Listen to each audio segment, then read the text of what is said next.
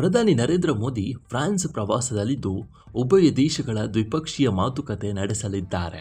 ಅಲ್ಲದೆ ಜೂನ್ 16-17ರಂದು ನಡೆಯಲಿರುವ G7 ಶೃಂಗಸಭೆಯಲ್ಲಿ ಅಮೆರಿಕ ಅಧ್ಯಕ್ಷ ಡೊನಾಲ್ಡ್ ಟ್ರಂಪ್ರನ್ನ ಭೇಟಿ ಆಗಲಿದ್ದು, ಮಧ್ಯಪ್ರಾಚ್ಯ ಬಿಕ್ಕಟ್ಟಿನ ಹಿನ್ನೆಲೆ ಉಂಟಾಗಿರುವ ತೈಲ ಸಮಸ್ಯೆಗಳ ಬಗ್ಗೆ ಮಹತ್ವದ ಮಾತುಕತೆ ನಡೆಯುವ ಸಾಧ್ಯತೆ ಇದೆ.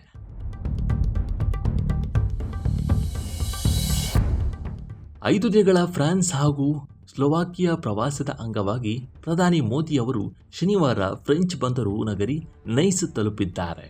ಪ್ರಧಾನಿ ನರೇಂದ್ರ ಮೋದಿ ಫ್ರಾನ್ಸ್ನ ಎವಿಯಾನ್ನಲ್ಲಿ ಜೂನ್ 16-17ರಂದು ನಡೆಯಲಿರುವ G7 ಶೃಂಗಸಭೆಯ ನೇಪಥ್ಯದಲ್ಲಿ ಅಮೆರಿಕ ಅಧ್ಯಕ್ಷ ಟ್ರಂಪ್ ಅವರನ್ನು ಭೇಟಿಯಾಗಲಿದ್ದಾರೆ.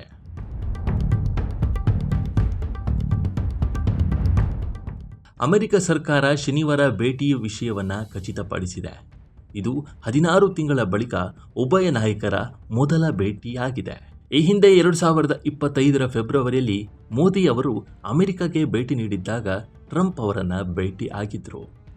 G7 ಶೃಂಗಸಭೆಯ ನೇಪಥ್ಯದಲ್ಲಿ ಭಾರತ, ಫ್ರಾನ್ಸ್, ಈಜಿಪ್ಟ್ ಸೇರಿದಂತೆ ಹಲವು ದೇಶಗಳ ನಾಯಕರ ಜೊತೆ ಟ್ರಂಪ್ ದ್ವಿಪಕ್ಷೀಯ ಮಾತುಕತೆಯನ್ನು ನಡೆಸಲಿದ್ದಾರೆ ಎಂದು ಶ್ವೇತಭವನದ ಮೂಲಗಳು ತಿಳಿಸಿವೆ.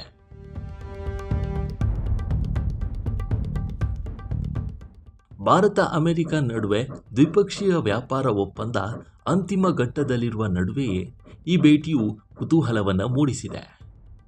G7 ಶೃಂಗಸಭೆಯಲ್ಲಿ ಫ್ರಾನ್ಸ್ ಹಾಗೂ ಭಾರತದ ಉಭಯ ದೇಶಗಳ ಪ್ರವಾಸದಲ್ಲಿ ರಕ್ಷಣೆ, ಭದ್ರತೆ ಕ್ಷೇತ್ರದಲ್ಲಿ ಸಹಕಾರ, ವಾಣಿಜ್ಯ ಸಂಬಂಧ ವೃದ್ಧಿ, ಪರಸ್ಪರ ತಂತ್ರಜ್ಞಾನ ನೆರವು ಸೇರಿದಂತೆ ಹಲವು ವಿಷಯವಾಗಿ ಮಾತುಕತೆ ನಡೆಸಲಿದ್ದಾರೆ. ಎರಡು ದೇಶಗಳ ಜೊತೆ ದ್ವಿಪಕ್ಷೀಯ ಬಾಂಧವ್ಯ ಕುರಿತು ಮಾತುಕತೆಯನ್ನು ನಡೆಸುವ ಸಾಧ್ಯತೆ ಇದೆ.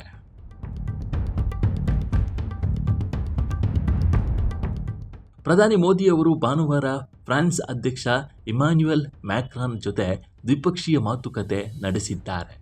ಉಭಯ ದೇಶಗಳ ನಡುವಿನ ವಿಶೇಷ ಜಾಗತಿಕ ಕಾರ್ಯತಂತ್ರ ಪಾಲುದಾರಿಕೆ ನೀತಿಯ ಪ್ರಗತಿಯನ್ನು ಪರಿಶೀಲನೆ ನಡೆಸಿದ್ದಾರೆ.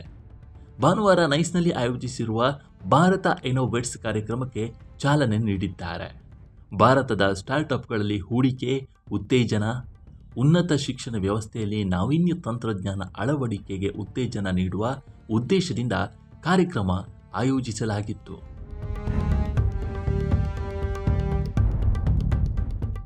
ನಿನ್ನೆ ಸ್ಲೋವೇಕಿಯಾಗೆ ತೆರಳಿರುವ ಮೋದಿ ಅವರು 2 ದಿನಗಳ ಪ್ರವಾಸದಲ್ಲಿ ಅಧ್ಯಕ್ಷ ಪೀಟರ್ ಪೆಲ್ಲೆಗ್ರಿನಿ, ಪ್ರಧಾನಿ ರಾಬರ್ಟ್ ಫಿಕೋ ಅವರೊಂದಿಗೆ ದ್ವಿಪಕ್ಷೀಯ ಮಾತುಕತೆ ನಡೆಸ್ತಾ ಇದ್ದಾರೆ.